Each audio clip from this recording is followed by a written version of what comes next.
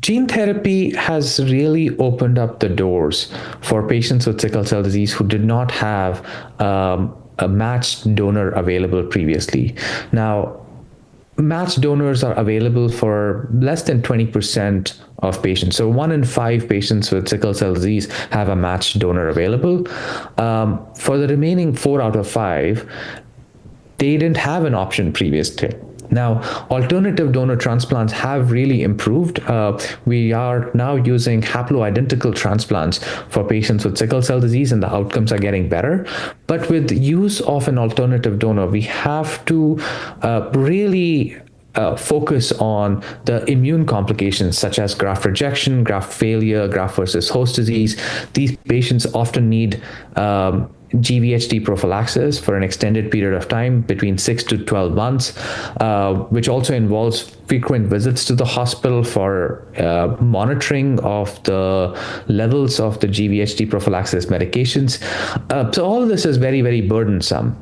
In contrast, gene therapy is available to almost everybody because you don't have to find a donor. You are your own donor. So that opens up the opportunity to many more patients to undergo gene therapy.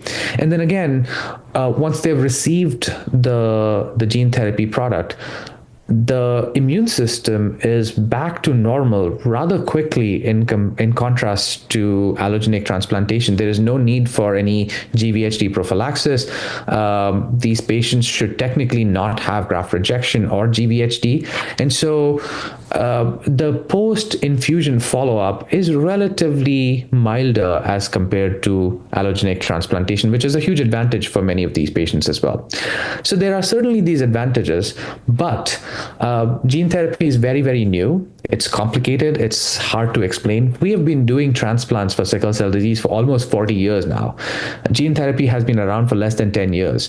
And so we don't have the same degree of data to advise our patients about gene therapy. There are several thousands patients who have received transplantation for sickle cell disease and other hemoglobinopathies. For gene therapy, I think there are maybe about between 100 and 200 patients worldwide who have received gene therapy, any kind of gene therapy. So there is a lot less data to counsel patients about the long-term effects, both short and long-term effects of gene therapy. And then, of course, the big elephant in the room is the price tag. The two commercially available gene therapies, they are priced between $2 to $3 million.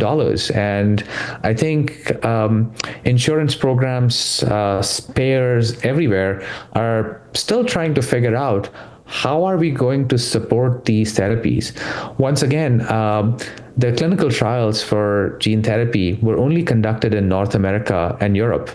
Whereas if you look at the population density of sickle cell disease and thalassemia, these diseases are most prevalent in Africa, Southeast Asia, and South America. And none of these therapies are currently available in those parts of the world where the majority of patients with sickle cell disease and thalassemia live. So I think those are definitely challenges of access and equity that we have to figure out ways of making them more accessible.